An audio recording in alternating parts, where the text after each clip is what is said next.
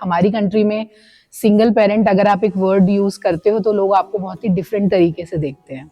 लोग देखते हैं कि अच्छा सिंगल पेरेंट तो कुछ अलग ही है, फादर्स आगे बढ़ के डिवोर्स केसेस में बच्चों की कस्टडी ले रहे हैं जो पहले नहीं लेते थे।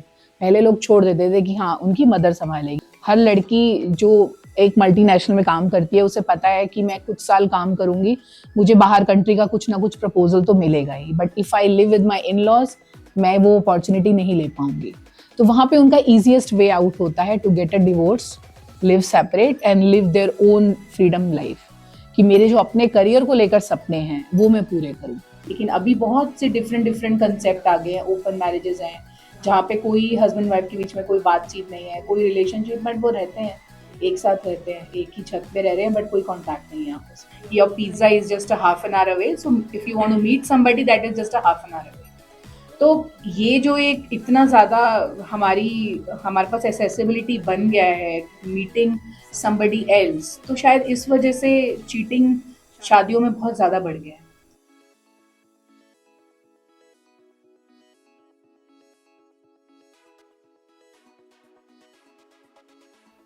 हमारे पॉडकास्ट में फिर से एक बार आपका स्वागत है और आज हम लोग बात करेंगे सिंगल पेरेंटिंग के ऊपर।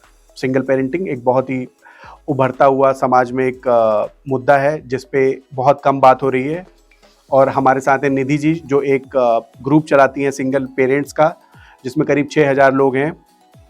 Welcome to podcast Nidhi. Thank you so much Akhilesh for inviting me here to speak about इतना ऐसा हमने जो टॉपिक आपने चुना सिंगल पेरेंटिंग, जो कि एक बहुत ही वास्ट मेजर टॉपिक है। And I feel privilege to be here and I want to represent myself as Nidhi, but also I have a community which we have formed for single parents particularly. हम लोग एक community है by the name of proud single parents. हम लोग 4 साल से एक साथ हैं। We started with 3 people. हम लोगों की जर्नी 4 सालों में बहुत रही है। Now we have 6500 people under our umbrella. So हमारा जो मेजर गोल है वो ये है कि हम किस तरह से सिंगल पेरेंट्स को सपोर्ट कर सकें, एंड दैट इज़ मेजरली और emotional, financial also and psychological also. और उसमें हमने अलग अलग तरीके के, बहुत हमारे पास वेरिएशन है लोगों का, अलग अलग डाइवर्सिफाइड प्रोफेशंस के हमारे पास लोग हैं, जिसमें डॉक्टर्स हैं, इंजीनियर्स हैं, they are professors who are working with leading engineering and medical colleges. तो हमारे पास एक हमने ऐसी सपोर्ट कम्युनिटी बनाई है कि कभी भी आपको किसी भी चीज़ की ज़रूरत हो तो आपके पास सबसे पहला एक पॉइंट ऑफ कॉन्टैक्ट होना चाहिए, रादर देन आप एक मार्केट में चले गए, आपको पता ही नहीं कि आपके बच्चे के लिए क्या सही है। हम लोगों ने एक पहला स्टेप बना दिया है कि this is there we are, हम लोग यहाँ पे हैं, हम लोग हेल्प करेंगे, चाहे वो आपके बच्चों की करियर काउंसलिंग हो, चाहे वो मेडिकल इश्यूज हों। क्योंकि जब एक सिंगल कम्युनिटी के लोग जब एक जैसे होते हैं तो वो एक दूसरे की हेल्प करने के लिए खुद से आगे आते हैं। मैं अगर बाहर किसी डॉक्टर के पास जाऊंगी, मुझे एक रेफरेंस चाहिए, तो मैं अलग अलग जगह अलग लोगों से पूछूंगी। यहाँ पे क्या है कि मैंने एक अलग से एक कम्युनिटी बना दी है जहाँ पे सिर्फ डॉक्टर्स हैं। तो जैसे मैंने आपको बोला कि अब हमारे पास इतने लोग हैं तो वो एक साथ एक ही अम्ब्रेला में मैनेज करना बहुत मुश्किल थे, तो हमने उसको अलग 17 चैप्टर्स में डिवाइड कर दिया, राइट। अब वो क्या है, वो सिटी वाइज है। Now there are representative from each city, और वो अपने आप वहाँ का पूरा कोऑर्डिनेट करते हैं, पूरा वहाँ पे इवेंट्स करना है या कुछ भी काउंसलिंग सेशंस रखने हैं, राउंड टेबल्स करना है, ऑनलाइन सेशंस करने हैं, तो वो करते हैं। Plus we have a finance group where we have CAs, 4-5 ऐसे लोग हैं जो सीएज हैं, राइट। ओके, तो बस इस तरीके से धीरे धीरे हम आगे बढ़ रहे हैं। तो now we can talk about जो भी आपका सिंगल पेरेंटिंग के जो भी आपके सवाल हैं उस पर हम बात कर सकते हैं। तो क्यों लगता है आपको कि ये समस्या जो है सिंगल पेरेंटिंग की, ये इस पर बात होनी चाहिए? कुछ ऐसी चीज़ें होती हैं हमारी कंट्री में, हम हर टॉपिक पे बात करते हैं। हम पॉपुलेशन पे बात करते हैं, हम इकोनॉमी पे बात करते हैं, हम क्रिकेट पे बात करते हैं, बट जनरली बाहर की अगर आप कंट्रीज़ को देखो तो ये टर्म बहुत ही नॉर्मल है। बट हमारी कंट्री में सिंगल पेरेंट अगर आप एक वर्ड यूज़ करते हो तो लोग आपको बहुत ही डिफरेंट तरीके से देखते हैं। लोग देखते हैं कि अच्छा सिंगल पेरेंट तो कुछ अलग ही है, मतलब जैसे कोई एक अलग रोबोट आपको सोसाइटी में दिख गया है। बट मुझे ऐसा लगता है कि सोसाइटी में जितना ज़्यादा एक्सेप्टेंस एक सिंगल पेरेंट के लिए बनेगा, तो सिंगल पेरेंट किसी भी तरीके से हो सकते हैं, those who are like separated, या फिर जिन लोगों ने अपने पार्टनर्स को लूज किया है, या जो भी नेचुरल सिंगल पेरेंटिंग उनको मिली है। बट किसी भी तरीके से they are a part of society, right. एक नॉर्मल पेरेंट जो अपने बच्चों को बड़ा कर रहा है उसी तरीके से एक सिंगल पेरेंट भी अपने बच्चों को बड़ा कर रहा है। तो it has to be there in society, जहां मुझे लगता है कि हाँ अब वो टाइम आ गया हमारी कंट्री में जब हम इतनी डेवलपमेंट की बातें करते हैं, तो ये भी एक टर्मिनोलॉजी है जो बहुत नॉर्मलाइज कर देनी चाहिए। लेकिन क्यों नहीं हो पा रहा? मतलब हम एक प्रोग्रेसिव सोसाइटी है, हम सुपर पावर होने की बात कर रहे हैं, हाँ। लेकिन ये सिंगल पेरेंट्स की पहली बात तो इतनी बात क्यों नहीं हो रही है? दूसरी, हम इसको नॉर्मलाइज क्यों नहीं देख रहे हैं? कुछ ऐसा है कि ये कहीं ना कहीं ये चीज़ें सोसाइटी से ही बनती हैं। कोई भी गवर्नमेंट या कोई भी ऐसा रूल नहीं बनता कि हम एक गवर्नमेंट एक पॉलिसी निकाले कि हाँ एक सिंगल पेरेंटिंग को नॉर्मलाइज तरीके से लोग देखना शुरू करें। ये सारे के सारे जितने भी चेंजेस हैं जो हम एक्सपेक्ट करते हैं कि सोसाइटी से हमें मिलें, वो कहीं ना कहीं सोसाइटी से ही निकलेगा। और सबसे बड़ी बात है कि जो भी सिंगल पेरेंट होता है, चाहे वो चॉइस से हो या विदाउट गिवन एनी चॉइस हो, सबसे पहला एक्सेप्टेंस उनकी खुद की फैमिली से आना चाहिए, उनके खुद के रिलेटिव से, उनके दोस्तों से, उनके वर्क प्लेस से। क्योंकि अगर ये 4-5 फैक्टर्स है जहाँ एक्सेप्टेंस आ गया, तो आप समझ जाओ कि 50% तो प्रॉब्लम आपकी वहीं सॉल्व हो जाएगी। अभी क्या प्रॉब्लम है कि ये जो 4 फैक्टर्स एक पेरेंट के आसपास हैं, यहीं पे ही उनको एक्सेप्टेंस नहीं मिल पा रहा है। पेरेंट्स, कितने ऐसे केसेस हैं जो लड़की उनकी 5-5 साल तक घर बैठी है, बट उनको शर्म आती है बाहर बताने में कि हमारी बेटी आ गई है। रादर देन उनको ये बोलना चाहिए कि हमारी बेटी कितनी ब्रेव है कि वो वहां पे ये सब होते हुए भी वो आज अपने पैरों पे खड़ी है और खुद से अपने बच्चे को बड़ा कर रही है। तो एक पेरेंट्स का और सोसाइटी का, रिलेटिव्स, फ्रेंड्स, ये सब चीजों से ही आई थिंक एक बिगिनिंग हो सकती है, अदरवाइज तो चांसेस बहुत ही कम है। कोई चेंज देखने को मिल रहा है आपको इतने दिन में? हाँ, पेरेंट्स की तरफ से मुझे ऐसा लगता है हो गया है काफी हद तक। जो हमने फैमिलीज देखी हैं आज की डेट में, पेरेंट्स जो है अपने बच्चों को पढ़ाते हैं। पहले हमारी सोसाइटी में एक मेल एजुकेशन पे ही ज्यादा फोकस किया जाता था। लड़कियों के लिए कहा जाता था कि उनको बस शादी करनी है और घर संभालना है और बच्चे पैदा करने हैं। बट अभी एक बहुत जो सोसाइटी में कुछ सालों से एक चेंज आया है, वो ये आया है कि लोगों ने अपनी बेटियों को भी उतना ही पढ़ाना शुरू किया है जितना वो अपने बेटों को पढ़ाते हैं। तो उस केस में क्या होता है कि पेरेंट्स को पता है कि हमारे बच्चे के राइट क्या हैं, और जब लड़की पढ़ रही है तो उसे भी पता है कि मेरे राइट क्या हैं। उस केस में क्या है कि अगर उसे कोई प्रॉब्लम है या उसे परेशानी है, चाहे वो मेंटल ट्रॉमा है या फिजिकल है या किसी भी तरीके से अब्यूज अगर वो फेस करती है, तो एटलीस्ट हमारी सोसाइटी में एक पहला चेंज ये आ गया है कि पेरेंट्स की एक्सेप्टेंस आ गई है। तो धीरे धीरे मुझे लगता है कि एक फर्स्ट स्टेप आ गया है कि पेरेंट्स ने कर लिया है। दूसरा, कुछ हमारे कंट्री में वर्क प्लेसेस हैं, कुछ जो ऑर्गेनाइजेशंस हैं अलग अलग, वो लोगों ने इन चीज़ों को काफ़ी सपोर्ट करना शुरू कर दिया है। उनके पास एक्स्ट्रा बेनिफिट्स दिए जाते हैं उनको। जैसे मैं खुद भी जहाँ काम करती हूँ, नोइंगली दे नो मी कि I am a single parent, मेरा एक बेटा बाहर है और एक स्कूल में है, तो उस तरीके से मेरी खुद की कंपनी ने भी मुझे बहुत अच्छे से ही एक्सेप्टेंस दी हुई है कि उन्हें पता है कि एक अकेला इंसान अगर सारी चीज़ें कर रहा है तो कहीं ना कहीं उसे एक सपोर्ट चाहिए। तो I am very much sure कि हाँ, it's a long way, but still बहुत से चेंजेस हैं जो पिछले 3-4 सालों में मैंने खुद देखे हैं। ये जो एक्सेप्टेंस की आपने बात करी है, इसको थोड़ा और डिफाइन करेंगे क्योंकि बहुत क्लियर नहीं है। एक्सेप्टेंस का मतलब क्या हुआ? एक्सेप्टेंस ये होता है कि हम भी एक सोसाइटी का पार्ट है, राइट?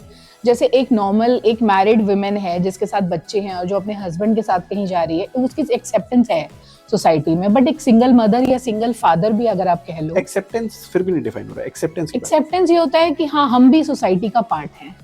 जैसे कि आप मेल, फीमेल, एक थर्ड जेंडर, ट्रांसजेंडर एक कैटेगरीज हैं, वैसे ही पेरेंटिंग में भी होना चाहिए कि एक नॉर्मल पेरेंट है, ड्यूअल पेरेंटिंग और एक सिंगल पेरेंटिंग। जैसे हम जब जेंडर्स को स्पेसिफाई करके हम एक्सेप्टेंस दे रहे हैं, नए नए लॉज लेके आ रहे हैं, वैसे ही पेरेंटिंग में भी ये चीज नॉर्मल हो जानी चाहिए कि हाँ, it can be a dual parenting, it can be a single parenting, कुछ भी हो सकता है। So it has to be accepted in the society कि अगर कोई चूज कर रहा है तो उसकी कोई ना कोई मजबूरी होगी तभी कर रहा है। क्योंकि कोई भी, आई थिंक, मुझे नहीं लगता कि आज की डेट में नीदर अ मेल और a female deliberately want to break a marriage कि हाँ, मैं इसको छोड़ूं और मैं अलग अपने बच्चों के साथ रहूं। It is applicable to both male and female, क्योंकि फादर्स भी हैं आज की डेट में जो बहुत, मैं जानती हूँ जिन्हें, जो कि सिंगल पेरेंट्स हैं और वो बहुत इफेक्टिवली मैनेज कर रहे हैं। जो सिंगल पेरेंटिंग की प्रॉब्लम है, is it only a female only problem कि आदमी भी इसमें हैं? नहीं, अगर हम problems related to single parenting कहें तो वो मेल और फीमेल में अलग अलग तरीके की हैं। फीमेल में जैसे होता है कि आपको वर्क प्लेस पे आपको डिवाइड कर दिया जाता है कि इनकेपेबल है या जो भी है, जो भी अलग अलग रीजंस हैं, सोसाइटल स्टिग्मा है। लेकिन सेम वो फादर्स को भी है प्रॉब्लम। फादर को प्रॉब्लम क्या है कि फादर के लिए एक वर्क मैनेजमेंट, जो आपका वर्क लाइफ बैलेंस है, क्योंकि उसको अपने बच्चे को भी देखना है, उसे अपना ऑफिस भी देखना है, और नेचुरली देखा जाए तो एक मदरली जो इंस्टिंक्ट होती है वो मदर्स में ही होती है, राइट। बट स्टिल फादर्स आज की डेट में बहुत सोसाइटी में हमारे चेंजेस आ गए हैं। फादर्स आगे बढ़ के डिवोर्स केसेस में बच्चों की कस्टडी ले रहे हैं, जो पहले नहीं लेते थे। पहले लोग छोड़ देते थे कि हाँ उनकी मदर संभालेगी, बट अब चेंजेस आ गए हैं। तो लेकिन फिर भी वो उन चैलेंजेस को भी फेस कर रहे हैं। ऑब्वियसली अगर आपको घर पे 2 बच्चों को देखना है, आपको अपना ऑफिस भी देखना है, और ऊपर से अगर आपके पास पेरेंटल सपोर्ट नहीं है, तो वहाँ एक फादर्स को एक जो मेजर प्रॉब्लम आ रहा है वो यही आ रहा है, वर्क लाइफ बैलेंस मेंटेन करने में। क्योंकि उन्हें कॉन्स्टेंट ये फियर रहता है कि अगर मैं अपने काम पे फोकस करूंगा तो मैं अपने बच्चों को नहीं देख पाऊंगा। क्योंकि मदर और फादर में एक ये मतलब एक नेचुरल डिफरेंस है कि मदर्स जो होती हैं वो नेचुरली केयर गिवर्स हैं। तो मदर फिर भी फ्रीक्वेंटली मल्टीटास्किंग कर लेती है, but for mails it is tough. तो वहाँ पे जो फादर्स को मुझे दिखता है चैलेंज वो ज़्यादा है, और स्पेशली फादर्स के केस में जिनकी वाइफ्स की डेथ हुई है और जिनके पेरेंट्स का सपोर्ट नहीं है, या फिर किसी के पेरेंट्स हैं वो एलिंग हैं, अकेले रहना, बच्चों को देखना, तो केसेस में प्रॉब्लम है। फीमेल्स का सोसाइटल इशू है, लेकिन फादर्स को भी है, ऐसा नहीं है। मुझे ऐसा लगता है कि जो एक सोसाइटल जो स्टिग्मा वाली बात है वो मेल्स को लेकर भी होती है कि अगर कोई एक सिंगल मेल है, वेदर डिवोर्सी और विडोअर, वो भी कहीं जाता है, तो वो जो हमारे चैलेंजेस हैं वो सेम है। कि आप किसी सोसाइटी में बैठे हो, तो अगर फीमेल को देखकर एक रिश्तेदार ऐसा करता है ना कि मेरा हस्बैंड है, मतलब इससे इसकी दोस्ती नहीं होनी चाहिए, तो सेम वो मेल्स के साथ भी है कि वो भी अगर कहीं बैठता है तो उसको भी उसी नज़र से देखा जाता है कि ये तो सिंगल है, तो मतलब मेरी वाइफ या मेरी वाइफ की कोई और दोस्त इससे बात ना करे। तो ये जो एक चैलेंज है ना, ये हमारी सोसाइटी में दोनों के लिए है। मैं ये बिल्कुल नहीं कहूँगी कि ये चीज़ें जो है सिर्फ फीमेल्स फेस करती हैं, वो मेल्स भी फेस करते हैं। तो जो मूवीज में डायलॉग था कि लड़का और लड़की कभी दोस्त नहीं हो सकते, तो वो अभी भी नहीं, वो डायलॉग बिल्कुल गलत है। क्योंकि हम लोग सोसाइटी के सोसाइटी के हिसाब से आज भी वही चल रहा है। क्योंकि जो सोसाइटल जो हमारी इनकलकेशन, हमारी थॉट्स हो चुकी हैं, वो वही हैं कि अगर आप किसी से बात कर रहे हो तो कोई ना कोई जो थर्ड पर्सन आपको देखेगा तो वो उसी नजर से देखेगा कि अच्छा मतलब ये इसके साथ बात कर रहा है या ये इसके साथ बात कर रही है, तो डेफिनेटली कुछ है, चाहे कुछ ना भी हो।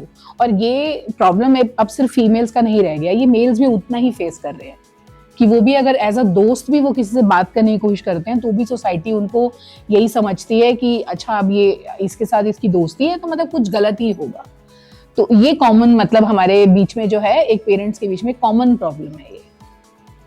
जब भी सिंगल पेरेंटिंग या डिवोर्स की बात होती है तो हमेशा बोलते हैं हम वेस्टर्नाइज कल्चर की तरफ बढ़ रहे हैं। तो क्या ऐसा कुछ इम्पैक्ट आप लोग को महसूस होता है कि ये वेस्टर्न इम्पैक्ट है हमारे ऊपर, या इसका कारण कुछ और है? कहीं ना कहीं यस। थोड़ा सा मैं ये नहीं कहूँगी कि ये बात बिल्कुल गलत है, क्योंकि बहुत सारे केसेस ऐसे भी होते हैं जो जेन्युइन केसेस हैं, जिसको मैं कहूँ कि अगर मेरे पास 100 का रेशो है तो 100 के रेशो में hardly 30% are the genuine cases, right.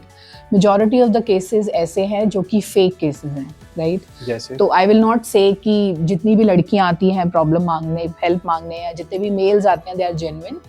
मतलब fake cases in the sense कि बहुत सारे ऐसे भी जिनमें फेक कंप्लेंट्स हैं, लाइक जहाँ पे विमेन आर मोर डोमिनेटिंग, जिस शादी में विमेन आर मोर डोमिनेटिंग और जिनके पेरेंटल प्रेशर हायर लेवल का है compare to their in laws. मतलब मैं एफ्लुएंट फैमिलीज कहूँगी जहाँ पे लड़की के पेरेंट्स को पता है कि हम कुछ भी कर सकते हैं, वहाँ पे इस चीज़ को ना नेगेटिव वे में भी यूटिलाइज किया जा रहा है हमारी कंट्री में, विच इज़ रॉन्ग। उससे क्या हो रहा है कि जो जेन्युइन केसेस हैं ना, वो भी बेचारे मतलब कहीं ना कहीं दब जाते हैं, वो फिर अपनी आवाज़ ही नहीं उठा पाते, फिर वो अपने सोर्सेज ढूंढते हैं कि हम कहाँ बात करें। तो ये भी एक बहुत मेजर परसेंटेज है हमारी कंट्री में, जो कि फ़ायदा उठाने वाली जनरेशन जो है, क्योंकि हर कोई ना अपना अपॉर्चुनिटिस्ट बन चुका है आजकल। मतलब हर किसी को अपॉर्चुनिटी का वेट है। हर लड़की जो एक मल्टीनेशनल में काम करती है, उसे पता है कि मैं कुछ साल काम करूंगी, मुझे बाहर कंट्री का कुछ ना कुछ प्रपोजल तो मिलेगा ही, but if I live with my in laws मैं वो अपॉर्चुनिटी नहीं ले पाऊंगी। तो वहाँ पे उनका ईजिएस्ट वे आउट होता है to get a divorce, live separate and live their own freedom life, कि मेरे जो अपने करियर को लेकर सपने हैं वो मैं पूरे करूँ। तो ये भी एक बहुत मेजर आजकल एक रीज़न हो गया, करियर एस्पिरेशंस। तो जहां हम कहते हैं कि एजुकेशन से लड़कियां अच्छा हो गया है कि लड़कियां अपने पैरों पे खड़ी हो रही हैं, वहां पे उसका एक नेगेटिव इम्पैक्ट भी बन गया है कि वो करियर एस्पिरेशंस इतनी बढ़ गई हैं कि वो फिर हस्बैंड, फैमिली, वो सब चीजें खत्म हो गई हैं वो। और सही बात, ये प्रॉब्लम मेट्रो में है, छोटी सिटीज में नहीं है ये प्रॉब्लम। तो जो इस केस में क्या होता है कि ये ना वेरिएशन है। तो जब हमारे पास कोई हेल्प मांगने आता है तो we need to cross check कि कोई मुझे आके बोलता है कि मुझे लीगल हेल्प चाहिए। अब कुछ लोग ऐसे हम फ्री लीगल एड देते हैं, हमारे कुछ लॉयर्स हैं ऑन पैनल जो फ्री लीगल एड दे रहे हैं, बट उसमें क्या होता है कुछ लोग ऐसे भी हैं जो पैसा है जिनके पास, जो अपने चाहते हैं कि बड़ा बड़ा अमाउंट क्लेम करें, but still they don't want to pay to the lawyer. उन्हें बस लगता है कि बस हम भी किसी भी तरीके से इसी में हमारा भी काम बन जाए और हम भी मतलब अपना बेनिफिट ले लें। तो आज की डेट में ना ये बहुत ही एक कंफ्यूजिंग स्टेट बन गया है कि हाउ टू आइडेंटिफाई। बहुत सारे मेल्स हैं जो बहुत प्रॉब्लम फेस कर रहे हैं एंड सोसाइटी उन पे ट्रस्ट नहीं करता, क्योंकि सोसाइटी को लगता है कि नहीं ऐसा नहीं हो सकता, कोई वाइफ कैसे परेशान कर सकती है, राइट? बट ऐसा नहीं है।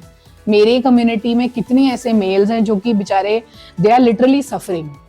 सो आई विल नेवर से कि एक शादी जो अलग हो रहे हैं लोग, उसमें सिर्फ एक फीमेल्स ही हैं जो विक्टिम हैं।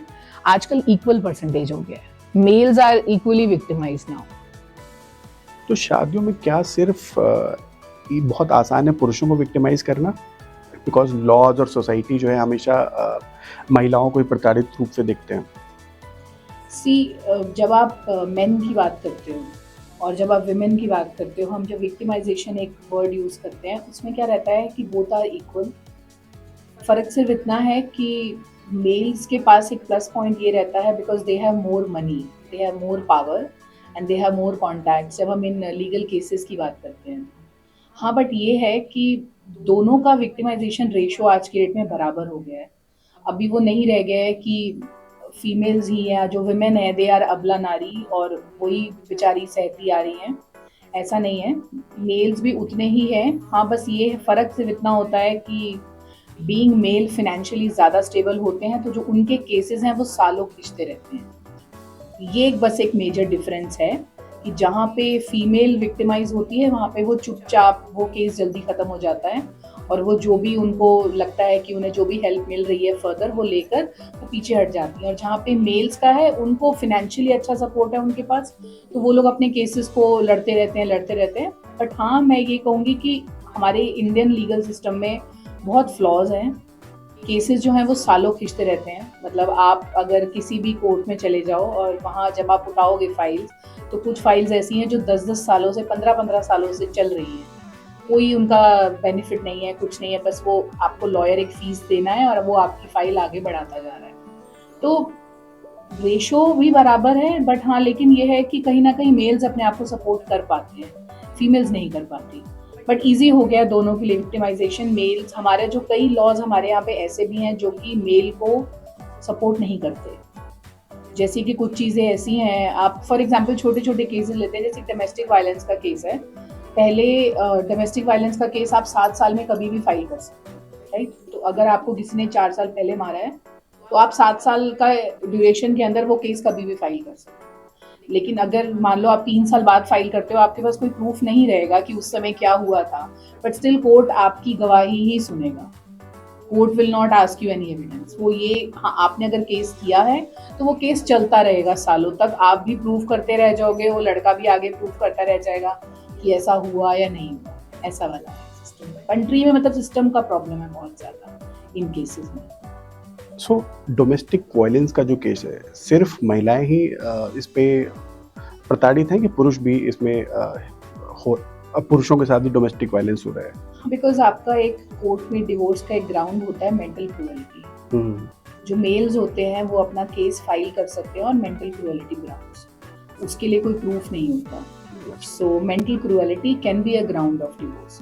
तो अगर किसी की वाइफ से कोई बहुत ज़्यादा परेशान है तो वो उस ग्राउंड पे भी अपना केस फाइल कर सकता है। तो फिजिकल क्रूएलिटी अगर फीमेल्स में होती है तो मेंटल क्रूएलिटी मेन में होती है।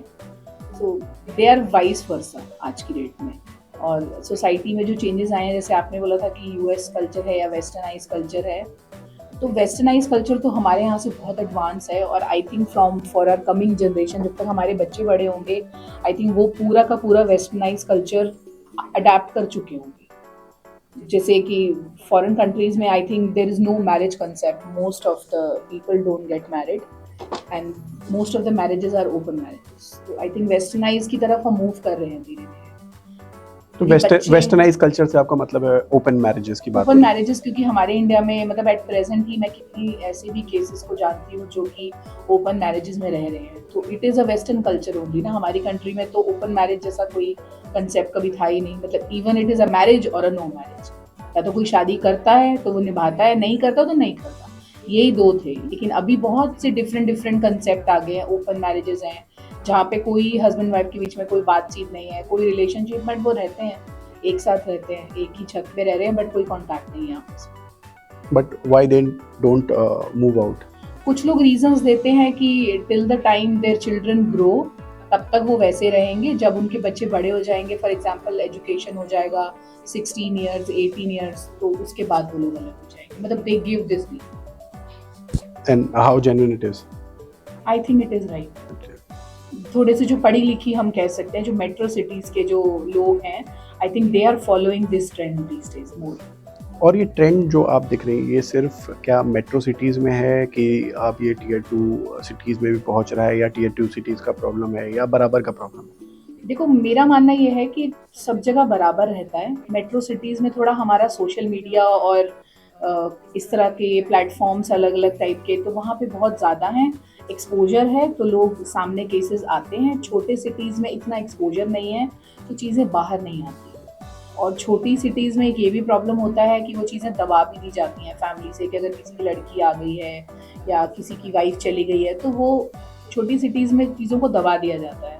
तो वो चीज़ें जब बाहर ही नहीं आएंगी तो फिर वो पता कैसे चलेगा। बट आई थिंक प्रॉब्लम सब जगह ही है, क्योंकि छोटे सिटीज़ के भी लोग वही हैं जो वो पढ़ते हैं, वो भी आजकल मेट्रो सिटीज़ में जॉब कर रहे हैं।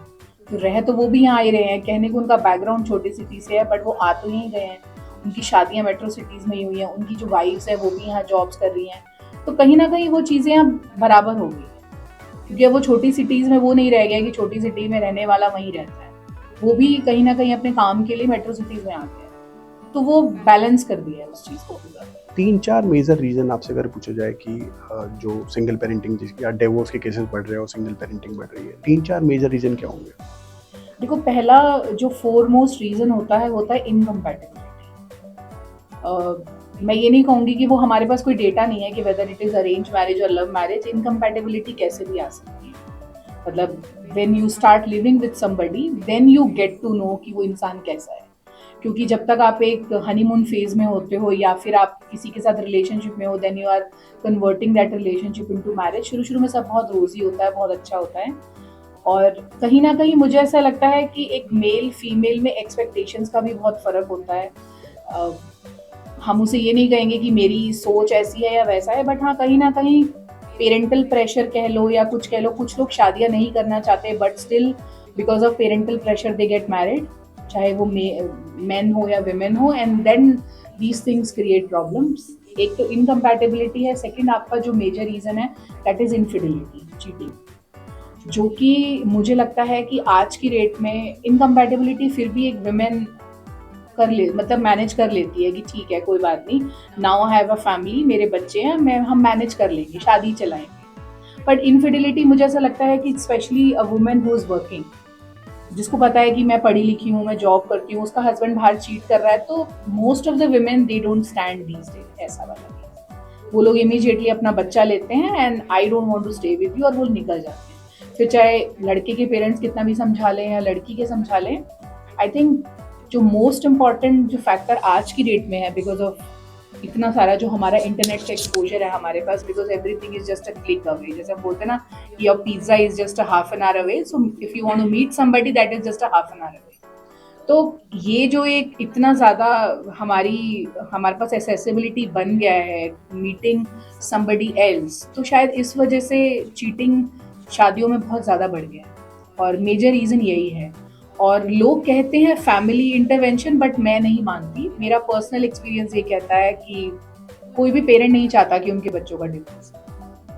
मतलब ठीक है, कुछ केसेस ऐसे हैं जो मेरे पास सुनने में आते हैं कि उनके इन लॉज की तरफ से प्रॉब्लम्स है, बट कहीं ना कहीं टेक्निकली मुझे लगता है कि वो सिर्फ लड़ाई झगड़े तक ही लिमिटेड इंटरफेरेंस होता है। नो इन लॉज वांट कि उनके बेटे का डिवोर्स, या कोई किसी के भी, लड़की के भी लड़के के भी, कोई पेरेंट ये नहीं चाहता। जितने भी डिवोर्सेस होते हैं, most of them problem husband wife की ही होती है।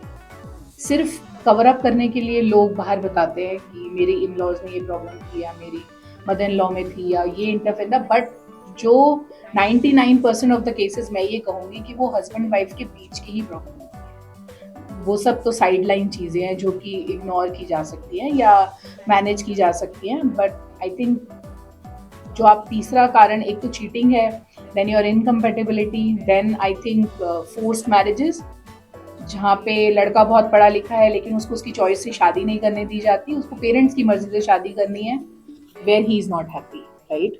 तो टेक्निकली वो कुछ टाइम चलाएगा और फिर वो उसको, मतलब फिर वो प्रॉब्लम्स आएंगी ही आएंगी इवेंचुअली।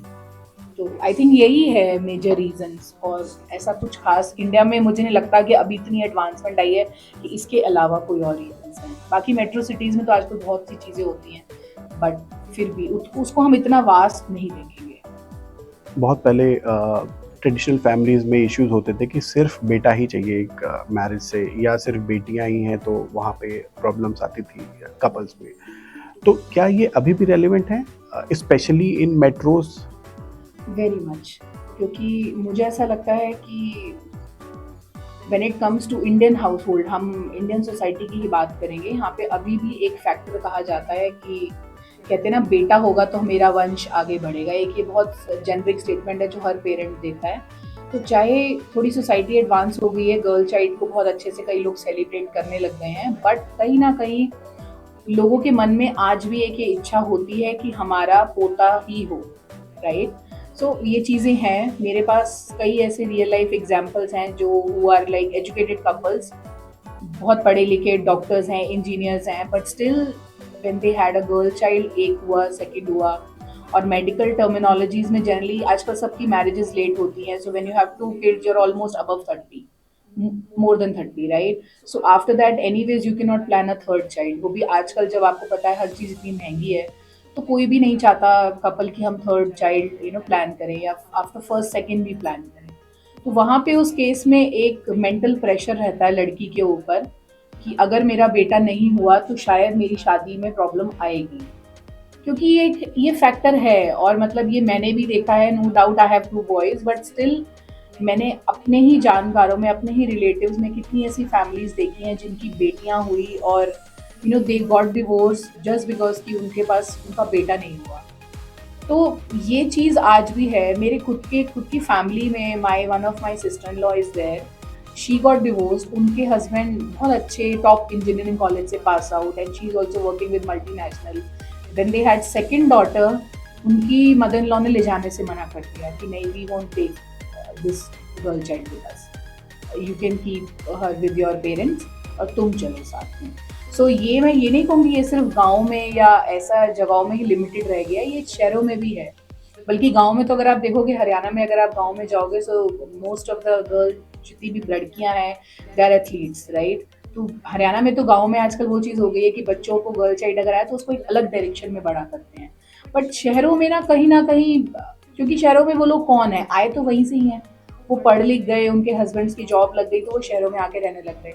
बट जो एक बेसिक मेंटालिटी है हमारी इंडियन सोसाइटी की, वो यही है कि घर तो है तो वो बेटे से ही आगे बढ़ता है, जो कि गलत है। पेरेंट्स की देख रेख कोई भी कर सकता है, लड़का भी कर सकता है, लड़की भी कर सकती है, लेकिन कहीं ना कहीं एज ओल्ड सोसाइटी है, पेरेंट्स के माइंड में ये रहता है कि हमारी तो देख रेख हमारा बेटा ही करेगा। तो वो आगे अपने बेटे बहू से भी वही एक्सपेक्टेशन करते हैं कि नहीं, बेटा ही होना चाहिए।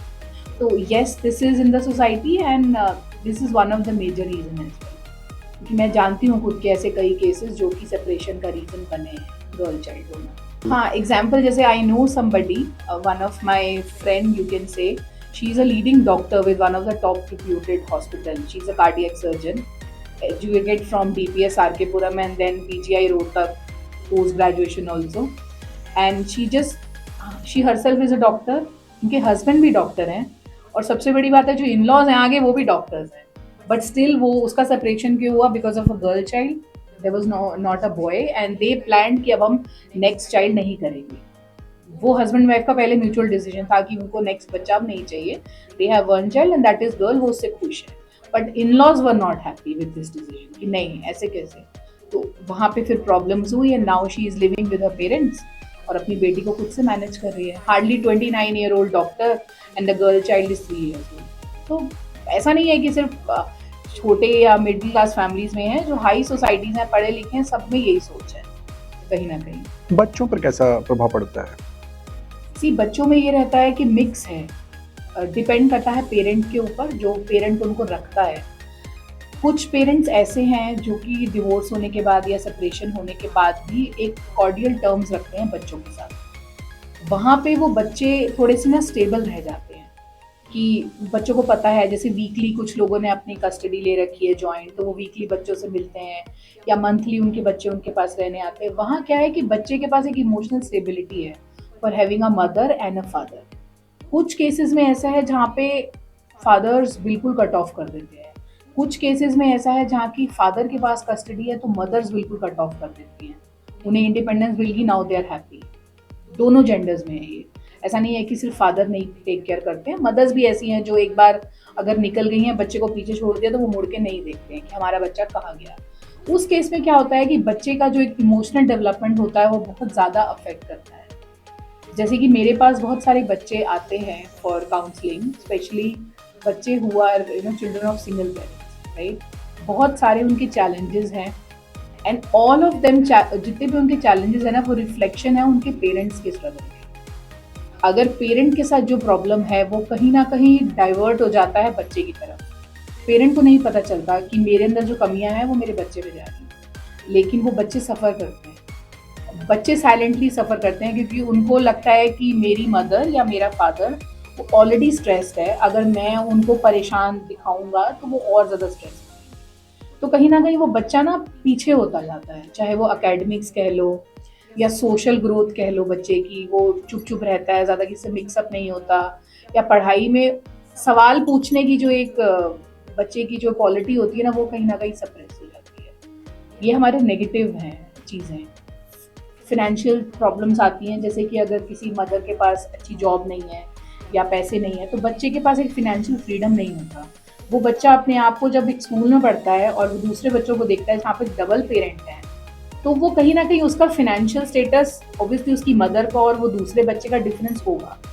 तो कहीं ना कहीं बच्चे के मन में ना एक वो भी लैक ऑफ एबिलिटी आ जाता है कि हम ये नहीं कर सकते। बट कहीं ना कहीं उसका एक रिवर्स एक्शन ये होता है, जो कुछ समझदार सिंगल पेरेंट्स हैं उनके अगर आप बच्चे देखोगे, they are role models, like जिनको हम भी कहते हैं कि नहीं यार, इन्होंने जिस तरह से अपने बच्चों को बड़ा किया है, वी शुड फॉलो दैम। ऐसे भी मैंने केसेस देखे हैं जो बच्चे दे आर वेरी सक्सेसफुल, बहुत अच्छे से अपनी मदर का ध्यान रखते हैं और पूरा उनका टेक केयर करना। तो ऐसे भी बच्चे हैं, they are more responsible also, क्योंकि उन्हें पता है कि now they are the one जिन्हें टेक केयर करना है अपने पेरेंट का, फिर चाहे वो फादर हो चाहे मदर हो। मोस्ट ऑफ द केसेस, मैं बहुत सारे ऐसे केसेस जानती हूँ जो सिंगल फादर्स हैं और उनके पास जो बच्चा है that is girl child, and I am very surprise to see how a mother can leave a child behind, that too a girl child, और वो चले जाते हैं। बट मेरे पास बहुत से ऐसे केसेस हैं जिन्हें मैं जानती हूँ जो कि दे आर सिंगल फादर्स और उनके पास गर्ल चाइल्ड है, and the girls are so good. मतलब जिस तरह से वो अपना अपने घर का, अपने फादर का, अपनी हर चीज़ का, छोटे छोटे बच्चे, मतलब हार्डली 10-12 साल की लड़कियां, मैं ये नहीं कहूँगी कि टीनेजर्स और बड़े, छोटी छोटी जो गर्ल्स हैं 10-12 साल की, they are very responsible. Same with boys also, like I have boys, मेरे बच्चे शुरू से इंडिपेंडेंट हैं, मतलब they are not dependent on me कि जब तक मैं कुछ नहीं करूँगी उनका काम आगे नहीं बढ़ेगा। सो वो शुरू से ही वैसे ट्रेंड हैं कि उन्हें पता है कि they now they have to take the responsibility. तो कुछ बच्चों के ऊपर क्या होता है, ये मिक्स अफेक्ट होता है, एंड जो पेरेंट ये डिसीजन ले रहा है कि मुझे अब अकेले रहना है या मेरी अब आगे जर्नी अकेले करनी है, उसको बहुत सी चीज़ों को ना सोचना चाहिए before taking a decision, rather than jumping on a conclusion कि नहीं बन रहा चलो चलते हैं। ऐसा नहीं है, बहुत सारे फैक्टर्स को आपको ध्यान में रखना पड़ता है, specially when it comes to relationship with your grandparents. क्योंकि कहना बहुत आसान है कि अकेले रहना, बच्चों के साथ अलग रहना, बट इट्स नॉट ईजी। बच्चे वही बिगड़ते हैं सिंगल पेरेंट्स के जो फ्रीडम जिन्हें पहले दिन से मिल जाता है। मेरे साथ मैं हूँ, जैसे I am staying since beginning with my parents. In my marriage I stayed with my in laws, so I had a very good connect still with my in laws. Every year on my kids birthdays, मेरे बच्चे अपना birthday जो है वो अपने दादा दादी के साथ ही करते हैं. हम पूरी कोशिश करते हैं कि हम उनसे मिलें, क्योंकि कहीं ना कहीं एक तो उनका कनेक्ट है एंड दे शुड फील कि हाँ अभी भी उन्हें पता है कि उनकी दादा दादी हैं, ये उनके नाना नानी, और ये चारों बहुत प्यार करते हैं. इर्रिस्पेक्टिव ऑफ तुम्हारे पेरेंट्स की नहीं बनी, बट ग्रैंड पेरेंट्स का प्यार बच्चों के लिए तब भी बहुत जरूरी है. तो मैं मतलब किसी को भी सजेस्ट नहीं करती कि आप अकेले रहो. इंडिपेंडेंस अच्छी लगती है, आपको कोई रोकने वाला नहीं होता, कोई टोकने वाला नहीं है, बट स्टिल बच्चों के ऊपर when we talk about affect on kids, grandparents का होना बहुत जरूरी है. मतलब अगर आप रह सकते हो, थोड़ा सा आपको एडजस्टमेंट करने पड़ते हैं, but I think it is the best way out अगर आप चाहते हो ना कि आपके बच्चे की ओवरऑल अच्छी ग्रोथ. तो ये चीज़ है बच्चों के साथ. एक स्ट्रेंज मैरिज में इन लॉज के साथ संबंध रखना कितना मुश्किल या आसान है? मेरे लिए आसान था, लेकिन थोड़ा सा मुश्किल हो जाता है लोगों के लिए. एंड पीपल जनरली, जो मेरा केस हो रहा है एक्चुअली लोगों से बहुत डिफरेंट है. तो people take me as a, because मैंने कभी किसी से नहीं कहा कि मुझे मेरे इन लॉज से कभी कोई प्रॉब्लम रही है. They were very good. At one point of a time when I was in a marriage, my in laws were much better than my parents. जो अगर मैं कहूँ कि मेरी टेक केयर अगर किसी ने करी है तो वो मेरी इन लॉज ने ज़्यादा करी है rather than my own parents, right. But एक सर्टेन टाइम के बाद ना धीरे धीरे धीरे धीरे वो आप जितना मर्जी कनेक्ट रखना चाहते हो बट बच्चे नहीं रखना चाहते, बिकॉज दे नो कि वो उनके फादर का कनेक्ट है. तो when they are not connected with their father, फिर बच्चे वहां से पीछे होने लग जाते हैं. तो आप कितनी भी कोशिश कर लो कि नहीं आपको अपने बच्चों को बांध के रखना है इन लॉज के साथ, बच्चे नहीं चाहते वो कनेक्ट. क्योंकि बच्चे जिनके पास रहते हैं, देखो बच्चों का एक बहुत ही सिंपल साइकोलॉजी है, बच्चे सिर्फ प्यार के पीछे भागते हैं. दे विल नॉट सी कि उनके किसने कितना महंगा गिफ्ट दिया. That will be a temporary happiness for them. But जहाँ बच्चे रहते हैं, जो उनकी टेक केयर करता है, जो उनके साथ उनको बाहर लेके जाता है, या जो उनको अपने साथ घुमाने लेके गया, उनके स्कूल के एनुअल डेज में गया, तो बच्चे का एक नेचुरल कनेक्ट वहां बन जाता है. फिर दूसरा वाला जो पार्टनर है या ग्रैंड पेरेंट्स का सेट है, वो जितना मर्जी उनके ऊपर एक्सपेंस कर ले, बट बच्चों का कनेक्ट वहां होता है जहाँ उन्हें प्यार मिलता है. बट हाँ, ये एक बहुत बड़ा चैलेंज होता है इन लॉज के साथ बना के रखना. लकीली मैं अपने आप को लकी मानती हूँ कि मेरा दोनों तरफ प्रॉब्लम नहीं है. उन लोगों की आपस में बातचीत नहीं है, that is different because of हमारा इशू. बट लेकिन मेरे दोनों सेट ऑफ पेरेंट्स के साथ अच्छा बॉन्ड है. वो मेरे लिए एक बेनिफिट चीज़ है कि कल को अगर मैं किसी चीज़ में अटकती हूँ, या मुझे अपने बच्चे के लिए कोई चॉइस चाहिए, या मुझे अपने बच्चे के लिए कुछ डिस्कस करना है या कुछ भी करना है, सो मेरे पास एक दो सेट ऑफ एल्डर्स है बात करने के लिए, पॉइंट ऑफ व्यू लेने के लिए. जो ब्रोकन मैरिजेस है या सिंगल पेरेंट्स हैं, उनको कितना मुश्किल है सेकंड चांस मिलना, यानी दोबारा फिर किसी रिलेशनशिप में जाना, both for main and female having their child with them? बहुत मुश्किल है. लोग बहुत कोशिश करते हैं लेकिन इट इज़ डिफिकल्ट. उसका एक सबसे बड़ा रीज़न ये होता है, स्पेशली दोनों केसेस में, अगर आपने अपने पार्टनर को, मतलब डेथ ऑफ अ पार्टनर हुआ है, तो आपका इतना अच्छा टाइम उनके साथ बीत चुका है कि वो मेमोरीज आप किसी और के साथ नहीं बनाना चाहते. You want to continue your life with those set of memories. अब बात करते हैं एस्ट्रेंज जो कपल्स हैं या डिवोर्स हैं या सेपरेटेड हैं, जो भी है. उस केस में क्या होता है कि आपका एक प्री इक्विप्ड नेगेटिविटी होती है. जैसे कि हम कहते हैं कि दोनों आपके पास नेगेटिव हैं पार्टनर्स, एक जो लड़का और लड़की, अगर एक लड़का डिवोर्सी और लड़की भी है, तो वो दोनों का अपना एक सेट ऑफ माइंडसेट आ रहा है चलता पीछे से कि ऐसे ही होगा, कि वैसा ही होगा, या लड़का भी ये सोचेगा ये भी वैसी ही होगी मेरी वाइफ. तो वहाँ पे एक बहुत मेजर इशू है. प्लस साथ में ये भी होता है कि when you have a child with you, आपके पास टाइम लिमिटेशन हो जाती है चीज़ों को लेकर. If you don't have a child and you get divorce, आप फ्री हो, आपके पास सिर्फ आपका जॉब है और आप फ्री हो. लेकिन when you have a child, आपके पास एक ऑलरेडी आपका एक टाइम टेबल बना हुआ है कि ये टाइम आपको अपने बच्चे को देना है, ये टाइम आपको ऑफिस जाना है, this is your house hold आपकी चीज़ों के लिए है. वहाँ पे अपने एक रूटीन में से किसी का टाइम निकाल कर देना, इट इज़ वेरी डिफिकल्ट. जिसमें कि बहुत सारे फिर फैक्टर्स आ जाते हैं, जिसमें पहला फैक्टर आता है ट्रस्ट का, कि आपको लगता है कि if you will be involving yourself emotionally कहीं पे भी, और व्हाट इफ अगर फिर से ही वैसा कुछ हुआ तो, राइट? सेकंड ये होता है कि lack of time, because everybody who is working उसके पास बहुत कम समय है कि जाकर वो लोगों से रोज रोज मिले या रोज बात करे, या क्योंकि आपका एक फिक्स सेट ऑफ टाइम है। आप कुछ दिन तो करोगे आप खुशी खुशी, लेकिन कुछ दिनों के बाद आपको वो चीज़ें फिर फ्रस्ट्रेट करने लगेंगी कि ये कब तक, मतलब ये तो चीज़ें नहीं हो रही हैं, या आप उसको फिर छोड़ देते हो। तो बच्चों के साथ थोड़ा सा चैलेंज है, और एक्सपोजिंग किसी एक आउटसाइडर से अपने बच्चे को एक्सपोज करना बहुत बड़ा टास्क होता है, बिकॉज कहीं ना कहीं एक बच्चे की एक्सपेक्टेशन सेट हो जाती है, स्पेशली व्हेन यू आर, आप किसी को दिखा रहे हो कि he is the person I am dating, या फिर शी इज द वन जिनके साथ मैं आजकल बात कर रहा हूँ, तो she can be probably your mother, और जिसको आप बच्चे के माइंड में आप एक फिक्स दे रहे हो कि हाँ मेरे पापा आज इनके साथ हैं या मम्मी इनके साथ हैं। तो वो मुझे लगता है कि वो थोड़ा सा एक गलत चीज़ है जो नहीं होनी चाहिए। बट हाँ, ये भी एक बहुत बड़ा इशू है सिंगल पेरेंट्स का कि आप एक पोटेंशियल पार्टनर को ढूंढना जिसमें आपके पास टाइम है, रिस्पॉन्सिबिलिटी है, प्लस एक उसमें एक ये भी रीजन होता है कि if you are meeting somebody who do not have a child, also if you are meeting somebody who have a child but their child is with their ex partner, but father तो वो है लेकिन उसका बच्चा जो है वो उसकी मदर के पास है, तो उसको नहीं पता कि बच्चे की क्या रिस्पॉन्सिबिलिटीज हैं और कितने सालों से उसने बच्चे को देखा नहीं है, जो भी कहानी है, तो that person also will not be able to understand your challenges.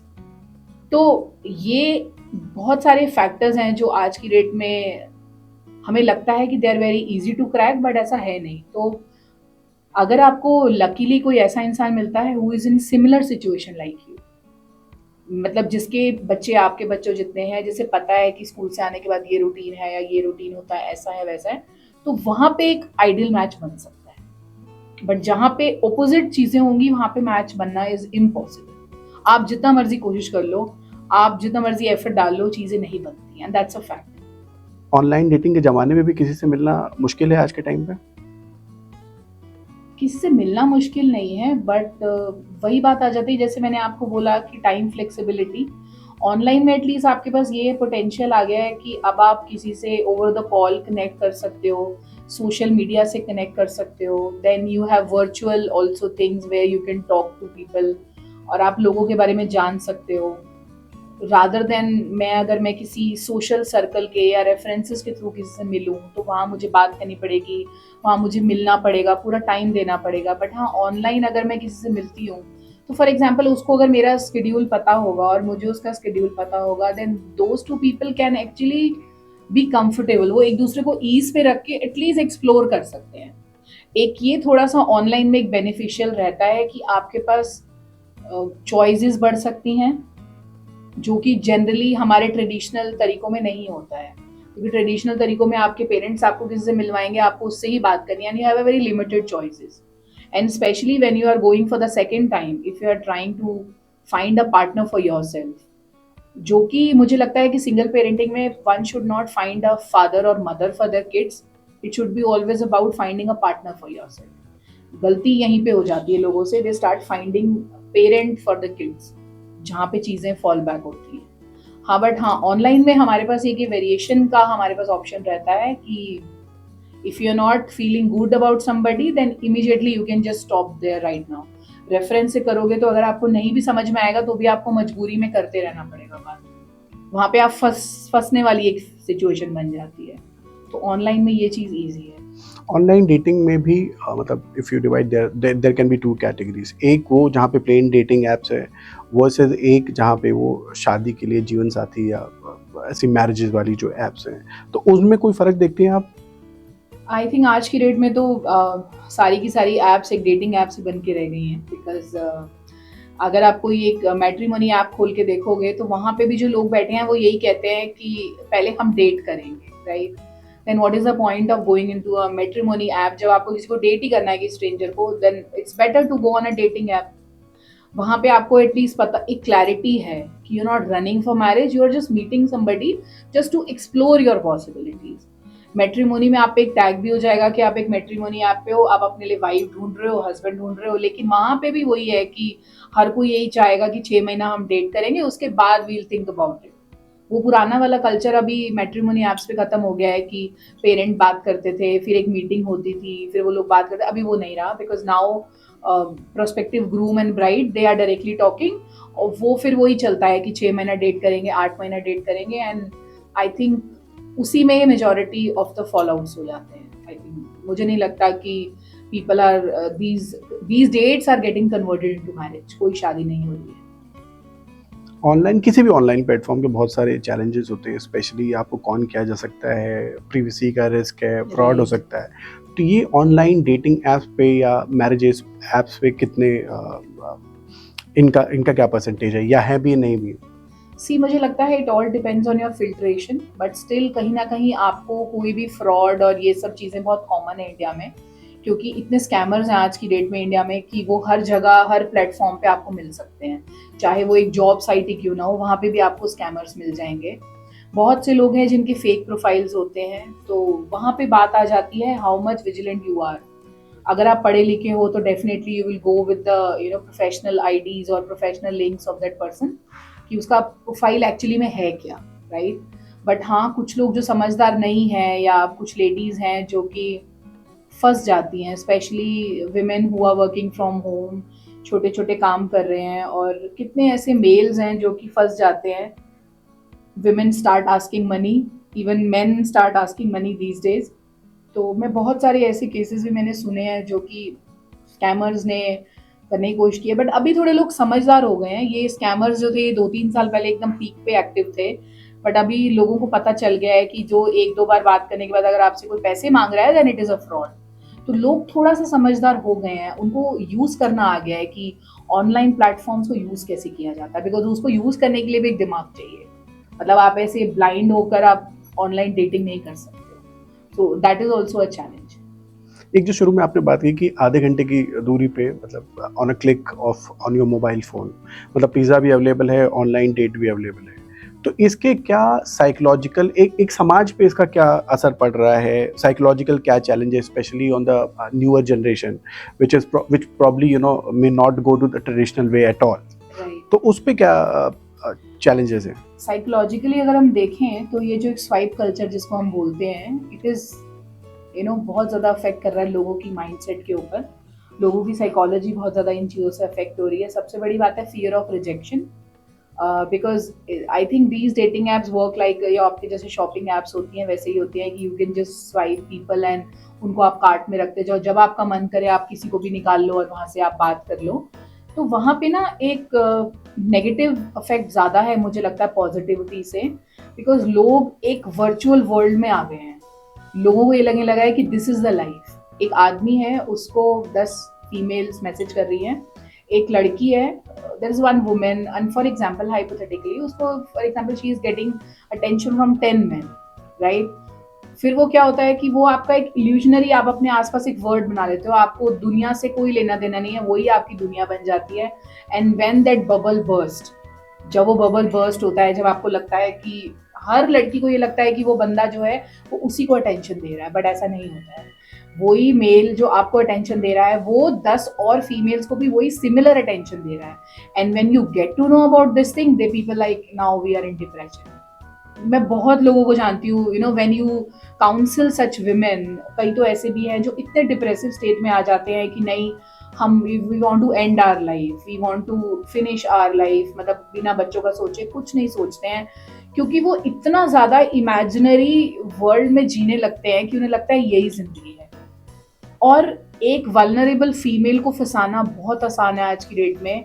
Main जो हैं they are much more responsible while come to online dating, but women are not. Women are like इतना वल्नरेबिलिटी है कि कोई मुझसे थोड़ा सा प्यार से बात करेगा तो मुझे लगेगा कि यही मेरी जिंदगी है, मतलब यही है जो मुझे अब संभाल सकता है। And that's a wrong thing जो कोई भी एक विमेन अपने लिए सोच सकती है, क्योंकि करना आपको खुद ही है, राइट। आप किसी भी डिपेंडेंसी नहीं बना सकते कि, तो यहाँ पे ये ऑनलाइन कल्चर हमें इजी लगता है, जैसे मैंने आपको बोला कि कोई भी मिल जाता है, आधे घंटे में आप किससे बात करो, आप अकेले फील कर रहे हो। मैं ऐसी बहुत सारी लेडीज को जानती हूँ जो कि वर्किंग है, उनको लगता है कि चलो फ्राइडे शाम को आज मैं स्वाइप करूंगी, सैटरडे में एक से मिलूंगी, संडे एक से मिलूंगी, मंडे टू फ्राइडे फिर मैं अपना वर्क वाला रूटीन स्टार्ट करूंगी। बट वो ना कुछ टाइम तक ही अच्छा लगता है। जब आप एक सर्टेन सैचुरेशन पे आ जाते हो, फिर आपको लगता है कि नहीं यार, ये तो I am doing something wrong with myself, फिर आप डिप्रेशन में चले जाते हो। Then you start seeking healings और मेडिटेशन और ये सब और वो सब। तो I think online things are good. वही कहते हैं ना, extreme of everything is bad.